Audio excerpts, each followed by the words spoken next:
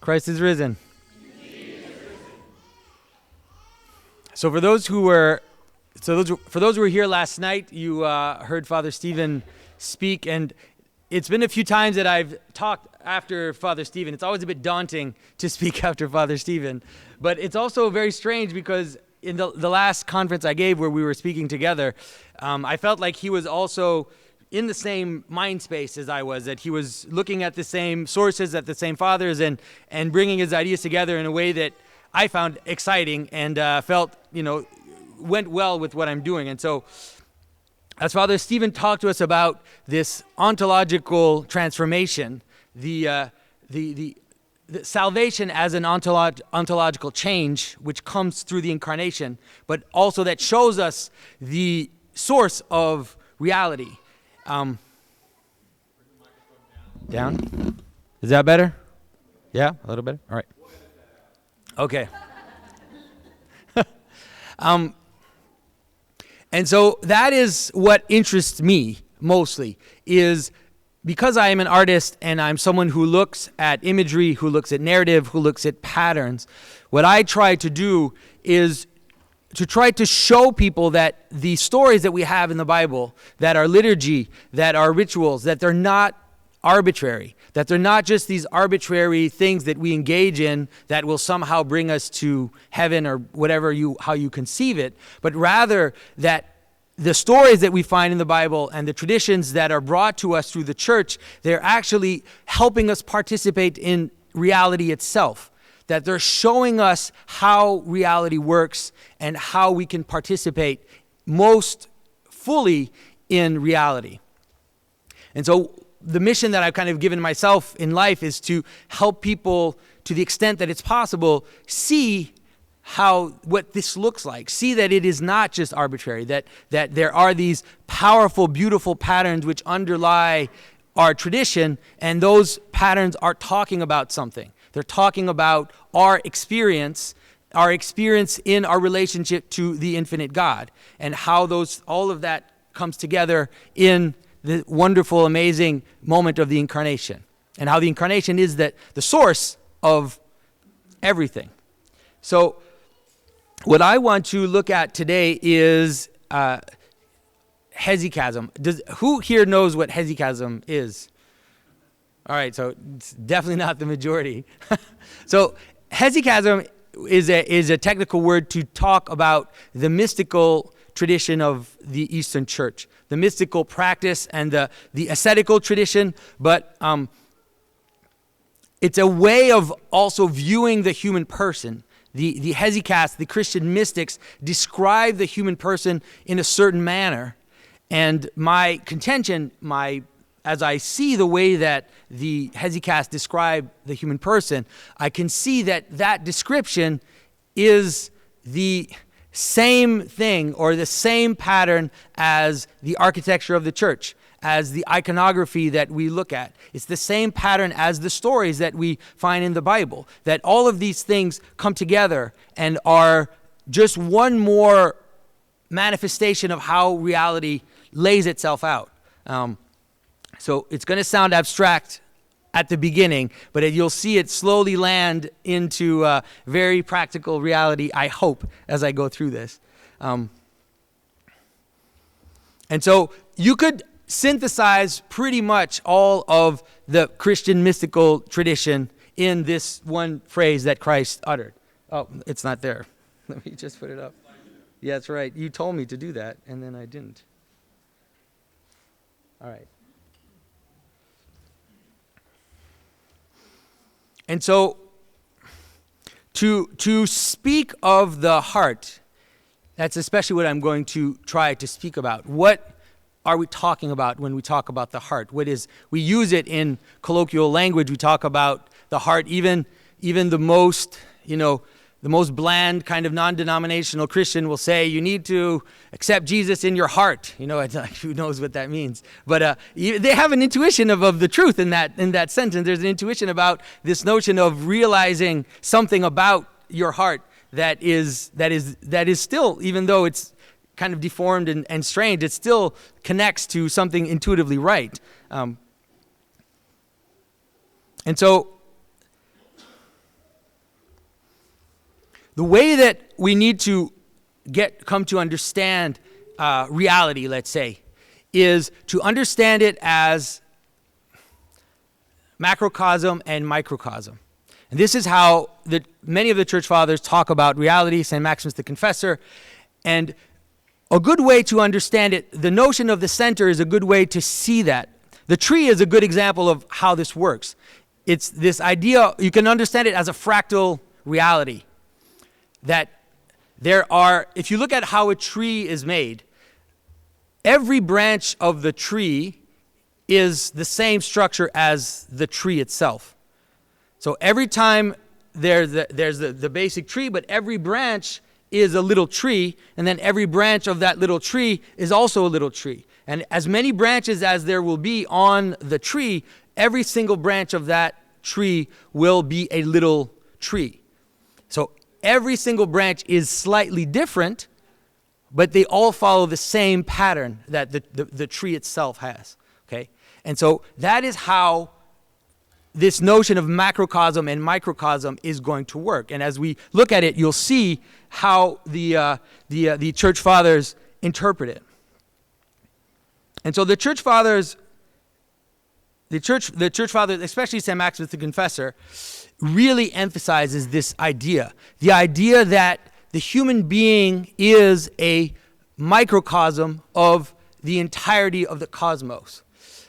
And it's very important to differentiate the terms that we're using. One of the problems we have today in the modern world is because we've given our mind so much to technical understanding and to scientific interpretation. When I use words like cosmos, when I use words like heart, you think of just like a valve in your body when you think of heart, and when you think of cosmos, you think of all these planets and stars. In order to enter into the mind of the fathers, in order to enter into the mind of the Bible and our narratives, we have to come back to our experience and understand that human experience is the first experience. It's the first point of departure for any knowledge, any understanding. We are a being in a body, a conscious being that is looking out, and the world is presenting itself to us in this field of perceptions that we have. And so we need to try to enter back. It's not that hard to do that. It's not that hard to do that because we live in that space. We live in that experience. But we've been so used to thinking that somehow technical descriptions of reality, which are accurate, they're not inaccurate, but they are secondary to our experience, okay? So when I'm going to talk about the heart, I'm going to talk about the heart in terms of something that you experience as you're living in the world.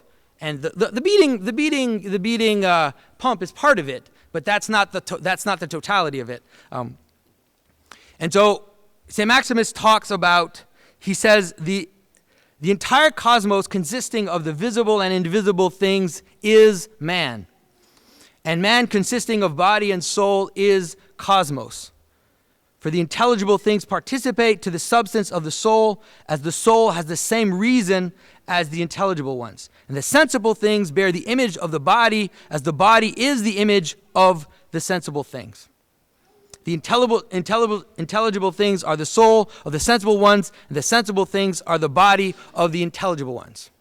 It's a complicated quote, but if you look at it simply, it doesn't say that much, which is complicated. What it's saying is that you are made in the same way as the entire cosmos. That the way that you're constituted, in terms of the fact that you have an invisible aspect to you, you have something which cannot be quantified, cannot be measured. You know, what we call the soul, what we call the spiritual aspect, the intelligible aspect of our existence, that is also that which is how the cosmos is made. And now this is something which I know, like I said, for the technically minded, it is so difficult to understand that because we're so used to thinking only in terms of quantifiable phenomena and measurable things, you know, all this science and all that. And like I said, there's nothing wrong or inaccurate about that. But as we move further in time, and even as scientists start to come to the limit of their capacity to analyze the world, they're hitting a wall. They're hitting a wall, which is the wall of the intelligibles, the qualities of things. Why do we see unity in anything? Why do we think that something has an identity? You can't measure the identity of something, of anything in the world. It could be a cup, it could be a person. The cupness of the cup, you can't measure it, because the cup is made of a lot of different details. It has parts. So why do we think that those parts come together and become one thing? What makes that happen? What makes things that are multiple come into one? The scientists are looking around and they're realizing, okay, this world is just a quantum field, they call it. It's just a field of potential whatever.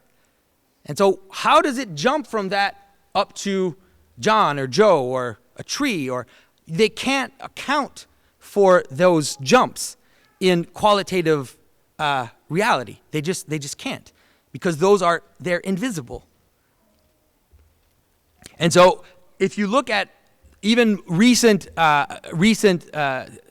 physicists, some of them are toying with what they call the anthropic nature of the cosmos, which is that they understand that the cosmos has to somehow be shaped in a way for consciousness to exist in it. And some go even further and say that consciousness is an inevitable aspect of the cosmos. It has to be. Without consciousness, there are no qualities. The world is just flux, right?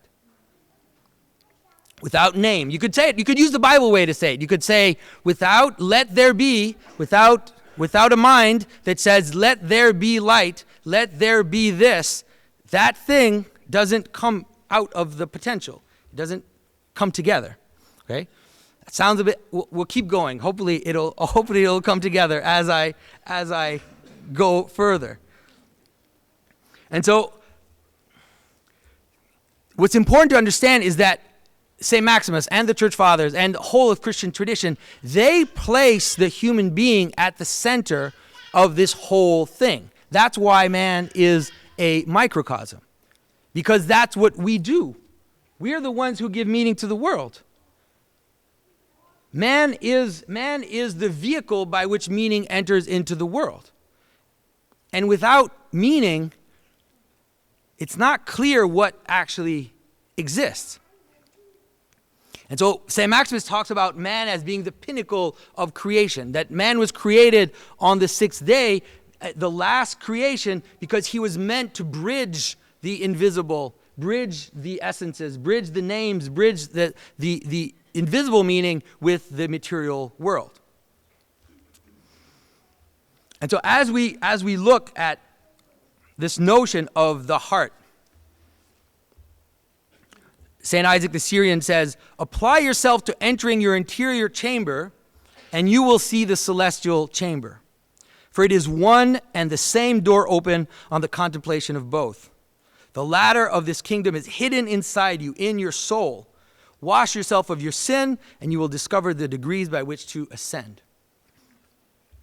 And so this notion of the heart, this notion of the heart is starting to appear, the way that the Christian mystics will talk about the heart as being the...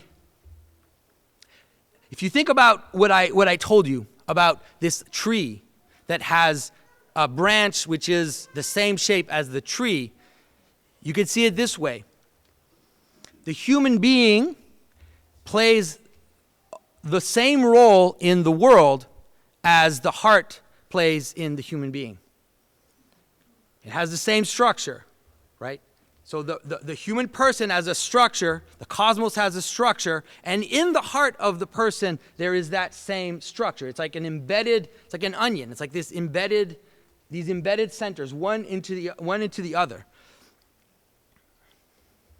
And we see it, like, it's not just in the Church Fathers. There's an amazing quote by St. Paul who says, "For it is the God who commanded light to shine out of darkness, who has shown in our hearts to give the light of the knowledge of the glory of God in the face of Jesus Christ." And so this text is suggesting that there is a relationship between God saying, "Let there be light," and not only the incarnation, but the light which shines in our heart, the light which enters into our heart. And that light is this image of God that we're talking about. Like this conference is supposed to be about. What is this image of God? The St. Gregory of Nyssa, some of the fathers talk about this divine spark that in the heart of hearts, hidden invisibly in the person is a spark of God. And as you remove the veils of the heart and as you enter into that central space, then you encounter your own origin. You encounter as much than your own nature as a human being, but you also come into contact with your very creator, who is hidden in the heart of hearts, you could say.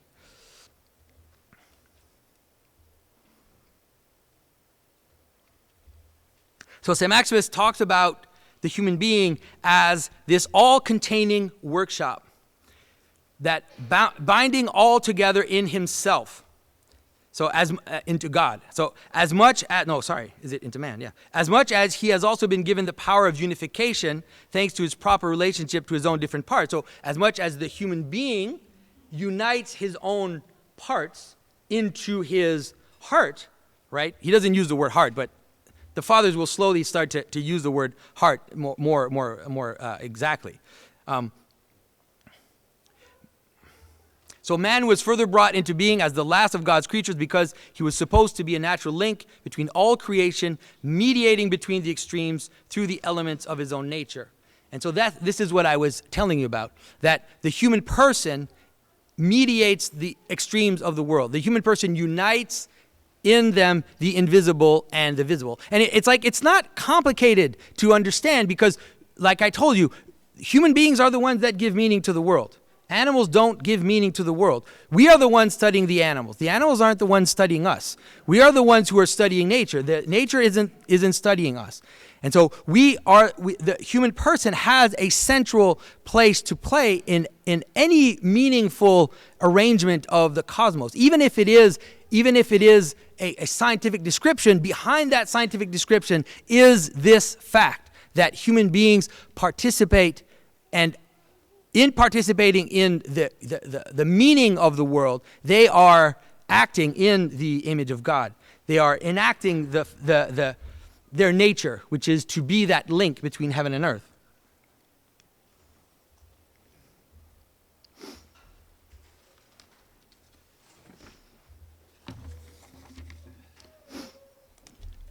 So when I think about this, it's funny because my mind actually goes to a very famous Confucian saying. And many of you probably have seen this saying before. If there's righteousness in the heart, there will be beauty in the character. If there's beauty in the character, there will be harmony in the home. If there's harmony in the home, there will be order in the nations. When there's order in the nations, there will be peace in the world. And so you can see in that image this embedded microcosms. You can see how it starts in the human heart. That if the that we have this saying, right, that the just upholds the world, that the saints are actually the pillars of the world. Without saints, the world would fall apart. That our saints who pray and who are in communion with God are actually holding the world together. They're actually acting as that link between heaven and earth. And if I say it like that, it sounds mystical and kind of esoteric and weird. But I mean, just think about it in your own very personal life. You know, what happens when your own life is somehow a little centered? What happens when, you're able to move away from your sins? What happens when you're able to be in communion with the people around you because you're able to be in communion with God? It's the effects are dramatic. Your family comes together, and then the community comes together around those people. And you always, any church that is fruitful and that is growing has those people in the church. It doesn't even have to be the priest, but you have to have those people that are working on doing that, and then they end up being magnets and ordering the world by their own transformation. And so It's not something which is kind of esoteric. It is actually how reality works.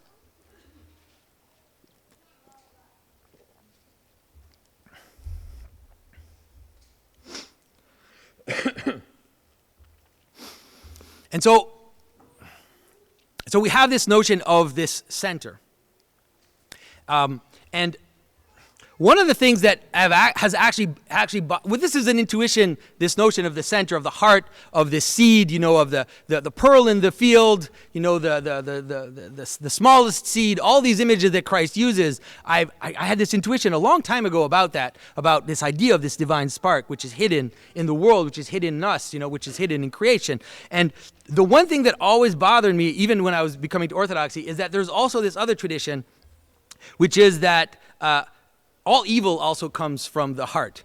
And so this idea that not only good comes from the heart, but also all the badness of our self. And I didn't understand it at first. There's the one famous verse that Christ talks about when he says, "But those things which proceed out of the mouth come from the heart, and they defile a man. For out of the heart proceeds evil thoughts, murders, adulteries, fornications, thefts, false witness, blasphemies. Those are the things which defile a man. But to eat with unwashed hands does not defile a man." And so I really struggled with that at first, because I was like, how do you reconcile those two ideas? Because I could see it, right? I could see this kind of concentric space even in the church. That's how the church is built, right? You have the altar, and you have the chalice, and in the you have the church itself, and then in the church you have the altar, and then in the altar you have the actual altar, and then on the altar you have the cup, and then in the cup you have this invisible transformation, which is the thing which brings us into communion. So even the actual structure of the church is the same structure as this thing. So I'm like, why then where's this idea of the evil coming out of the heart? And so there's some really, even here's this one, right? So Saint Diadochus of Photiki, he says, "There in the heart is Satan." But the key there is in the second part of his quote, and that's where I started to understand it, is that there in the heart is Satan, though he is not at its core. And there's another amazing quote also by St. Gregory Palamas, and he says, "Thus, when God's grace does not dwell in man, then the demons make a nest at the bottom of the man's heart, like real snakes, and they never permit the heart of man to desire the good." And so St. Diadochus uses the image. We're talking about spatial. I'm an artist. I talk in spatial terms, okay? So St. Diadochus imagines the center, and he says, I'm still saying that in the heart of hearts is that seed. But in the heart, it is these embedded microcosms. So the heart is the image of the man, is the image of the cosmos. So the same thing that happens in man is still already there in the heart. In the heart already is the same structure. It's just like embedded into itself. And so he says it's not at its core. So it's like the heart has a first veil, you could call it, right? And that veil could, inhabit. That's where those first evil thoughts kind of come out of, and then they come out. And it's even when I started to think of it in terms of the cosmic aspect is when I started to understand it. It's like, let's say that I wanted to change Diadochus's citation, and I can make it cosmic instead of saying the person. What if I said something there like, there in the garden is Satan, though he is not at its core? Now that doesn't surprise us, right? Because we know the story, right? We know the story. And then we can, if we look at the image, let me put up the image, right? If we look at the image, we can see exactly that, right? So there's the center, there's this axis in the middle, and there's that first little veil around the axis, right? So right there in the garden is the tree, and around the tree is the snake. And that's the same, that's the image that Diadochus of Photiki is suggesting is how our heart works. And so you can imagine that in the heart, right, in the center of a person, And I hope by now that you don't think that I'm talking only about the little pump. If there's anybody who still thinks that, you're going to be very, very confused when I say that in the heart is as if there's a little heaven and a little earth in the heart already. And that's what St. Gregory of Palamas seems to suggest when he says, if the grace of God is not there, is not active in the heart, then at the bottom of the heart, all the snakes, right? Think of the Leviathan now at the bottom of the cosmic ocean. There you've got a little Leviathan inside your little ocean in your heart, right? So these structures, the imagery brings it all together so that we can see this pattern. And so a good way to understand it, if we look again at the story of creation and the story of the fall, we can see what happens. We can see it in that story. Because we have to understand it as a separation. St. Maximus talks about how man's purpose is to unify heaven and earth. That man's purpose is to unify the intelligibles with the sensual world. That's our purpose. And so the problem happens when there's a split, when it breaks apart, right? And we see that right there in the story of Genesis, because it starts with a desire to be God, right? So you've got this split. That wasn't what we were meant to be. We were supposed to be united with God, but we were supposed to do it in that incarnational, that unit, that capacity to unify the two together. But Adam and Eve have this desire to be God. They try to go up. St. Maximus the Confessor talks about what he calls sins of the right hand and sins of the left hand. You could call sins of the right hand the sins of heaven, you could call them, something like that, in the sense that pride, self-sufficiency, it's this rising up, like putting yourself up above things. And so then they reach up to become God, and the opposite happens, right? They fall into shame. So they move from pride to shame in a second, right? In 1 second, they move from pulling themselves up and then falling down into this sense of shame. And then sense of shame is realizing that you're no longer in the heart. Because what do they want? They want a covering. They want to cover themselves, right? They want that veil. They want it. They're moving out already. They're moving out of the heart. And when you move out of the heart, you encounter, just like when you move out of the holiest place of the church, or if you move out of the temple in the Old Testament, you find veils and you cover yourself and you move out. And it happens right away in that first moment in the story of Genesis, where you see that, you see the structure of everything right there.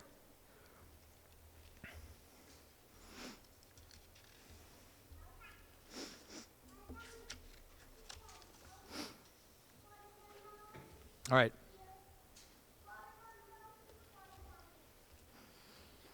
And so this is probably, St. Nicodemus is a later hesychast, but I think that this description is a very beautiful description which kind of brings everything together in terms of what I'm talking about. So he says, we must therefore keep in mind that as the center of a wagon wheel has a certain number of spokes going out to the circumference of the circle and returning to the center where they meet, so also is the heart of man like a center where all the senses, all the powers of the body, and all the activities of the soul are united. And so then this is this basic idea that I'm telling you about, this idea of the center and periphery. So a person has extensions. Right? We have thoughts, we have feelings, we also have our body, we have desires, we have all these elements about us. And the purpose of the Christian mystic comes to be to enter into the heart. And by entering into the heart, just like if you think of a wheel, what happens to the spokes of the wheel when you get closer to the heart? They get closer and closer together, and then finally they fuse into the center of the wheel. And as you move away from the heart, the further you get from the heart, the further and further away are the spokes from each other as they are from the heart. And so Father Stephen yesterday talked about this notion of moving away from being into non-being. Right? This moving away from being into non-being is exactly that. Because it's not that things stop to exist. Nothing stops to exist. Right? That's not how God created the world. Things don't stop to exist. But things will fragment, will start to dissipate, will start to fall apart. And you can see it. You can imagine that a wheel that becomes so big, at some point, from one spoke, you can't see the other one. You don't even know that it exists. And that's how someone can become just a passion, right? Someone can be completely taken over by a passion, or completely taken over by an aspect of themselves where they think that that's all that they are, because they're so far from their heart that they can't see anything else. All they can see is that one passion which has led them far, far away from their core.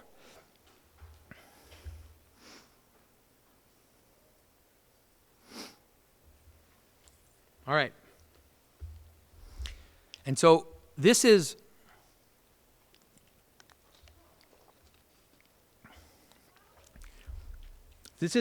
like an image of a person, you could say. The church fathers use different words, and it's not a system. This is not systematic. But I've taken some of, I think, what are the best words and the best concepts to help us understand the basic structure of the person. And so I kind of separated into the structure of the person, the operation of the person, that is what you do, and then the actual, even the actions of the body, because we do live in a body.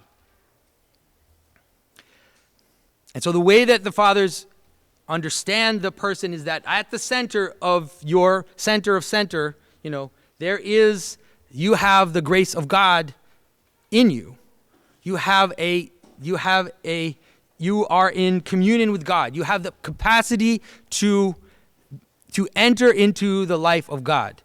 And I know Father Stephen yesterday, he used the word deification, and some people in the crowd I went to see some people jump, And that's a word that people are not afraid of in the Orthodox tradition, that if it's properly understood, we don't believe that we become God by nature, that we lose our human nature, but that the purpose that God created us for, that is why God created the world. God created the world so that we could participate in his life, because that is the love that he has for his creation, is to enter into a true communion, like a man and a woman become one body, so too God unites himself with our soul. And that is the ultimate goal of everything, okay? It's important to have that, or else if we don't have that idea, then we run into trouble later on when we start to understand what religion is about. Because if we don't know that that's what it's about, then we end up calcifying in our rules, as Father Stephen talked to us about. We need our rules, we need them, but we need to be careful to think that this is not about legal moral problems. It really is about transformation of the person to enter into God. And so the fathers talk about a capacity that we have, which is the nous, which is the intellect.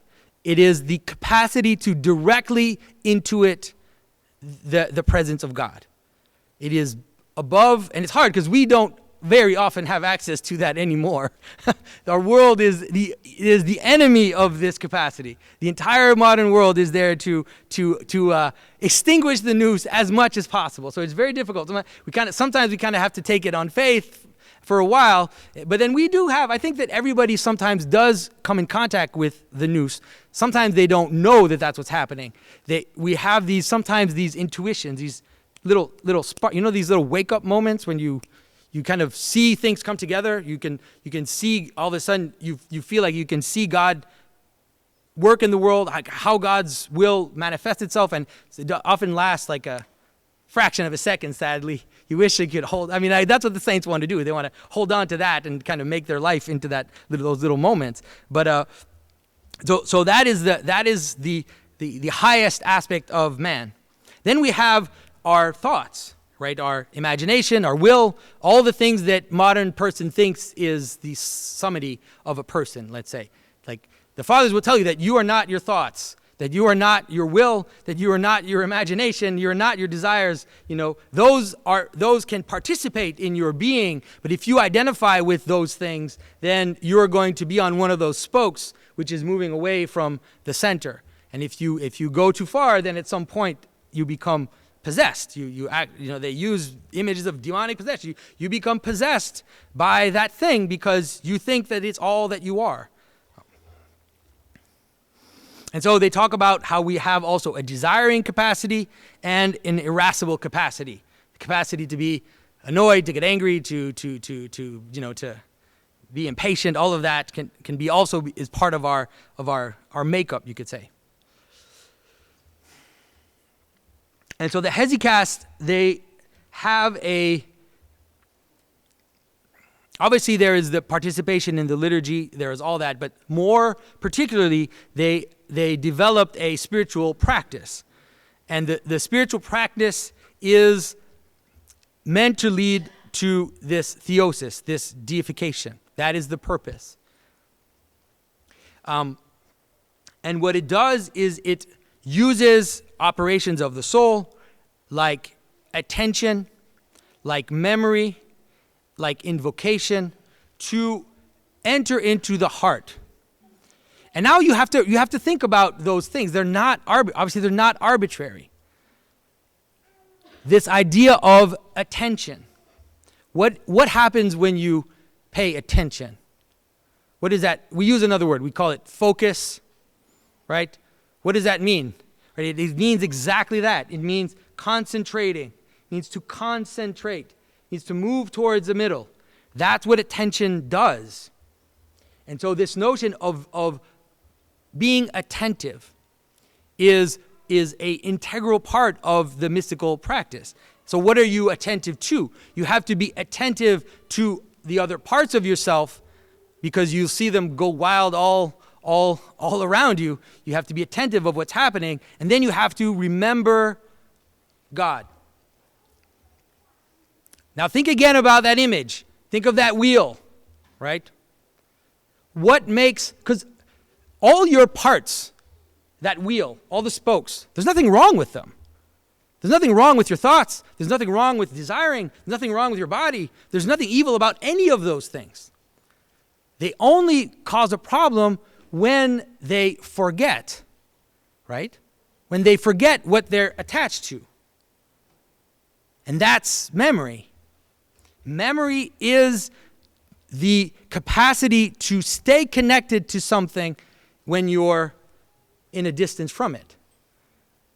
So you remember your origin. You remember something that you didn't even participate in. You remember as you remember, and obviously the ultimate act of memory is communion, which is, let's say, perfect memory, where even though we are eating bread and taking wine, even though we are in a church in the 21st century, the memory is so perfect that we are completely also united to that which we're remembering. That we are completely, we are also participating in that moment where Christ gave his body and his blood. We're united to that.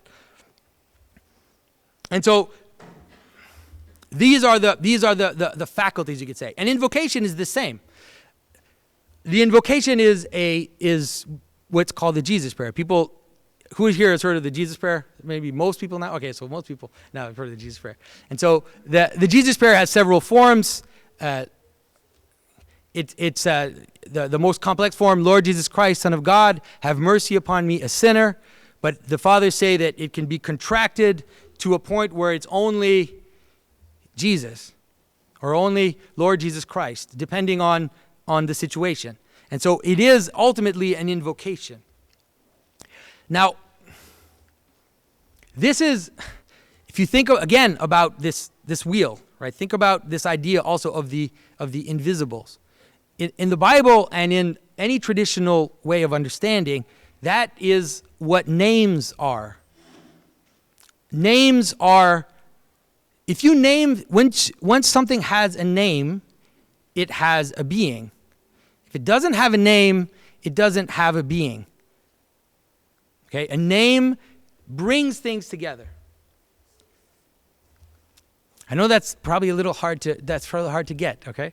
So Adam names the animals. And by naming the animals, he participates in their capacity to have meaning. And so we have to understand that unless something has some meaning, it splinters, right? It splinters into infinite detail. Once you have a name, well, you can experience it. You can experience it in your life. You can experience the difference, let's say. I always tell people, like, if you're sitting on a bus and you're surrounded by strangers, right? And then someone you know walks into the bus. What happens? Where does your attention go? Right. That person will glow. That person will shine. They'll stand out like a beacon. Everybody else is just gray, and then all of a sudden that person stands out, right? And that's because you know their name, okay? And knowing their name is not just a technical thing. It means you know who they are. You know their being. You have encountered them. You have been at least somewhat in communion with them to a certain enough so that you recognize them, right? And so this notion of invoking a name is really this capacity to be in communion with something. To know something is to invoke a name, you know. And if this is so kind of understood that even in like popular superstition, if you go to like if I lived in Africa for several years, this idea that you should not reveal your name to certain people was very important, because if you reveal your name to the wrong people, then they have power over you because they know you. And so this is a very, very deep it's a very deep understanding of how the difference between something which has a name and something which doesn't is that you have this communion with it. And so the invocation of the name of God, like we do in prayer, the invocation of Christ is this call to be in communion with what ends up being our own origin, right? What ends up being the very source of our being, which ends up being the very thing which we are aiming towards, which we are going towards, hoping to live in the fullness of the image of Christ. And then I'm wondering if people are concentrating, or if I've lost everybody. I'm just watching everybody, and I'm like, interesting. I won't ask who's lost and who's concentrated. I will not ask that. All right, so I'm going to go quickly over this last part, but I think it's important to mention, and because the hesychast also had a physical practice, right? And it was the repetition of this prayer. Often it was a looking down either at their center, looking at their heart, sometimes looking at their navel, and then they would also time their prayer with their breathing. And they would talk about entering into the heart and compressing even the air as you breathe in, compressing it and pushing it down into your heart. And I want to talk about this a little bit because it has been extremely demonized in the early 20th century. In the late 19th, early 20th century, this practice was demonized even within Orthodox circles. And I think that the reason why it was demonized was because of an infiltration of this modern way of thinking, this technical vision of the body, where we don't understand that these embedded microcosms that I'm telling you about, the fact that all these structures fit into each other, also includes the body. The body is not excluded from that. The body fits into that pattern. The body has to pray as well. And so this idea, for example, if you think of just breath, it's not that hard to the fathers talk about how inhaling is gathering of attention, and exhaling is the dissipation of attention, right? But that's actually true. I mean, what's the first thing we do when we're born? Right. What's the last thing we do? Right. Okay? And Think about when you're, most people have experienced it. Who has experienced concentrating on something and realizing that you're holding your breath? Right? There's nothing arbitrary about the practice that the fathers developed, that we do in fact concentrate when we hold our breath, right? And the expiring of the we've even used the word expire to talk about dying. The expiring, exhaling is also linked to death and to dissipation in our experience, in the human experience. If you think about this idea of gathering, so now think of this wheel, right? Think of the wheel that I told you about. Think of the spokes, and think of this notion of gathering all of those spokes, connecting them to the middle, bringing them into the center, right? Now, think of the creation of Adam. How was Adam created? So Adam, God gathered the dust of the earth, right? Gathered into one place, and then what did he do? He blew air into Adam. So that's the shape of a human person. That's it, right? This gathering in and this breathing in, that's what makes us human. And it has to do with this capacity to attend, right? The capacity to remember, and then to be that unification of heaven and earth.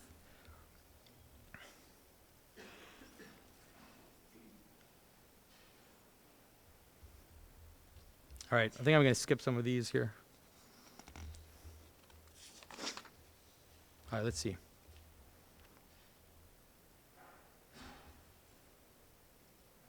All right, this is when we talked about this notion of dissipation. So, this is St. Gregory of Nyssa. Liability to death, then taken from brute creation. Now remember this image of heaven and earth, okay? So taken from the material world, let's say, was provisionally made to envelop the nation created for immortality. It enwrapped it externally, but not internally. It grasped the sentient part of man, but laid no hold upon the divine image. This is really important, by the way, to understand the problem of this notion of the fall and what exactly is the fall. The mystical tradition of the East has always contended that the image of God, that spark, never went away. The image of God was always active in the human person. And the fall consisted in this veil that came about around that divine spark, and these multiplicity of veils that kind of covered this spark so that we forgot that it was there, that we were too far on that wheel, and we forgot our origin. We forgot what it is that actually made us live, and we became obsessed with all these things on the periphery, all these desires, all these. And so then he talks about how the sentient part, however, does not disappear, but is dissolved. Disappearance is the passing away into non-existence, but dilution is the dispersion again into those constituent elements of the world of which it was composed. So here you see this fragmentation that we talked about, right? And if you think about it, that is also what death is, right? Death is decomposition. That's what death is. Death is you have something, a person, and it's holding together. It's a bunch of mush, but it's kind of holding together. And then at some point it starts to break down, and the elements that constitute it start to pull away from each other, and that's death. That's death physically, but that's also death spiritually. It's the same process, where your thoughts, your desires, your peripheral elements of yourself, they start to pull you apart and they rip you. And everybody has experienced that. Come on, right? You can even experience it literally at the same time. You can have two contradictory desires pulling you apart, and you're like, how is it that I can have these two desires? They don't seem to fit together, but they're happening at the same time, and you're like, okay, I'm literally being ripped apart by my desires, you know? And I think everybody has experienced that.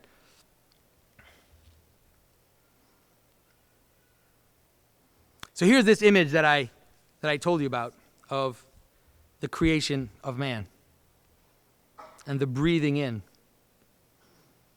Right? And so you can imagine in that little moment, you cannot imagine Adam as a hesychast, and that breath is coming from Christ, and Adam is saying, what is he saying?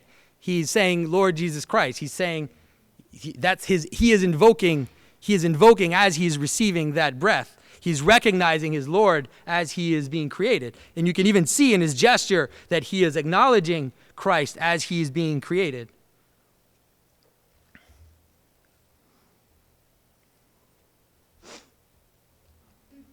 Yeah. Here.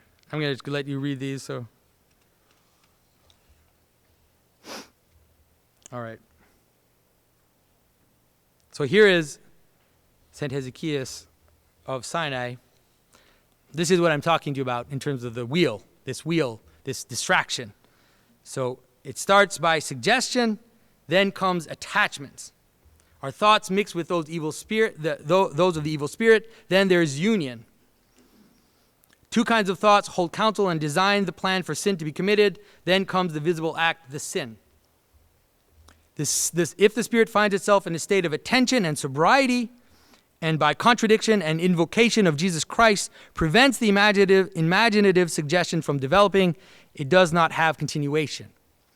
So in this quote, which you have also, is a very, very powerful link between the cosmic and the personal. This is something that people really struggle with too when they read the fathers, I think. But once you understand the idea of the human person as a microcosm, all of a sudden this whole problem of demons becomes less complicated.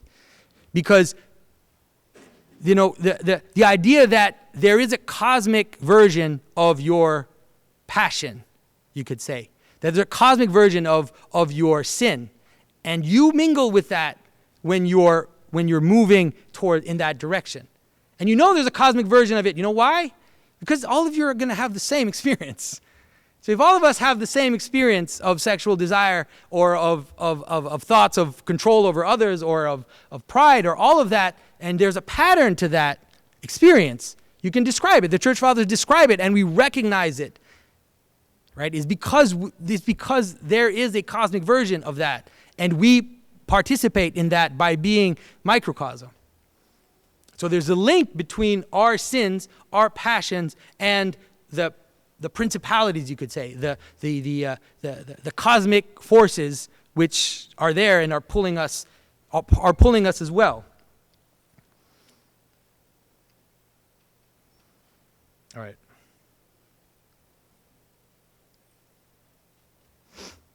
I got too many of these. There's too many things that the fathers have said. All right. So, okay. So now hopefully, 10 minutes? All right. Hopefully, most of you have kind of followed me in where I'm going. So my contention at the very beginning, long time ago I know, my contention was that this structure, this idea, this wheel, this relationships of center, of memory, of attention, of dispersion, all of that, that's the structure of reality. It is not arbitrary. It is not just personal. That's how the world works. Okay? So hopefully I want to show you a few things that will help you to see that it's there. Okay. So I want to look very quickly at the story of the prayer at Gethsemane. So, and they went to a place called Gethsemane, and he said to his disciples, "Sit here while I pray." And he took with him Peter and James and John and began to be greatly distressed and troubled. And he said to them, "My soul is very sorrowful, even to death. Remain here and watch." And going a little further, he fell on the ground and prayed that if it were possible, the hour might pass from him. And he added, and he said, "Abba, Father, all things are possible for you. Remove this cup from me, yet not what I will, but what you will." And he came and found them sleeping. And he said to Peter, "Simon, are you asleep? Could you not watch 1 hour? Watch and pray that you may not enter into temptation. The spirit indeed is willing, but the flesh is weak." And again he went away and prayed, saying the same words. And again he found them sleeping, for their eyes were heavy, and they did not know what to answer him. And he came the third time and said to them, are you still sleeping and taking your rest? It is enough. The hour is come. The Son of Man is betrayed into the hands of the sinners. Rise, let us be going. See, my betrayer is at hand. And so look at the image. The image helps you to see what I'm talking to you about. And so there's a mountain, right? The Mount of Olives. And so this is this structure, right? This is the mountain which goes up to the top of the mountain, which is that place where God and people meet, right? Every time you see a mountain in the Bible, you have to remember that's the place where heaven and earth meet. It actually literally is the place where heaven and earth meet, is at the top of a mountain, right? This is based on human experience. It's not arbitrary, because it's actually what, if you go, the experience of seeing the sky, the higher you are, the closer you are to it, And so Christ leaves the disciples below, and he tells them to do what? He tells them to be attentive. I'll use that word instead. He says, watch, be attentive, stay awake. Don't be distracted. Don't sleep. Right? In Christian symbolism, sleep is always akin to what? Death. Right? Don't sleep. And then he says, so that temptation does not come to you. And you think, it's very strange. All those things are actually very intuitively right, but it's kind of strange that all those things are kind of brought together, but they're exactly right if you understand what I'm talking to you about. So he leaves all the disciples on the edge, and then alone he goes up, and what does he do? He submits to the Father, right? He accepts what he is there to be. He accepts what he is there to do. And he doesn't do it without difficulty. He doesn't do it without sacrifice. He does it in tears, but that's what he does. So he becomes, he's for our sake. He's obviously, the logos doesn't change, but for our sake, he shows it that he is what he's there to be. That he is entering into the space that he is meant to be. He's already entering into that space where he will be sacrificed. And so you have this consolation of heaven which comes to him, which is amazing, So he goes into the mountain, goes up to the top, goes into that central space, and the disciples on the edge, they are not able to stay attentive. They're not able to stay awake. And then he received this consolation. So it's a cosmic version of that story. You have this central space which he goes up to. You have this margin on the side with this multiple people, and they have to attend. All right, let me show you one more. So I'm going to give you 2 seconds to try to see what I'm talking about here. Okay. So now in this image, we have the heart itself. We have this cave in the middle of the image. Right? And then in that image, we have that seed. And every time you see Christ represented as a child, remember that it also is there to manifest to us this notion of the Christ hidden in creation as well. So here's Christ hidden in this cave, just like Christ is hidden in us, just like the divine logos is hidden in the heart of hearts of the world and of our souls. We see this beam of light that comes down from heaven. Remember St. Paul who talks about the light that comes down into our hearts? So you see this light which comes down, and then already in the heart, there are animals already there in the heart. So those animals are there's that structure. There's that structure with the star above, and then in the heart you have the animals that are there, kind of like this first veil around Christ. And then if you look at the bigger sense, you have this gathering in of the shepherds and the wise men who are being gathered in and are coming now towards Christ to worship him. And then above you have the spiritual principalities that are participating in this. And then below you have the distraction. So there is St. Joseph, who is being distracted by the devil. The devil is saying, yeah, you should, I'm not so sure about this, and he's wondering. So there's a reason why we put him at the bottom of the icon, right? And so this image becomes another microcosm of the same story. And I could go on, like I always give too many examples, but there are so many examples. Everything has the shape. You look at the pattern of the holy schema, right? There is the center of the cross. There's the crown of thorns around the center. Just like those animals were around Christ in the cave, just like that first veil. Then down at the bottom, you have death. You have the ultimate sleep, the ultimate distraction, and then at the top, you have the announcement of the King of glory. Right? It's the same with the church. The church has the same structure. Then it's more of a mountain structure.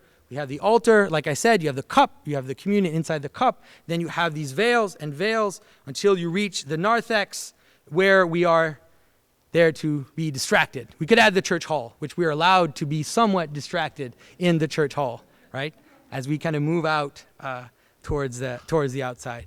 And so I hope that I hope that with the last example that I gave you, it landed a little bit more into reality. But this is true of anything.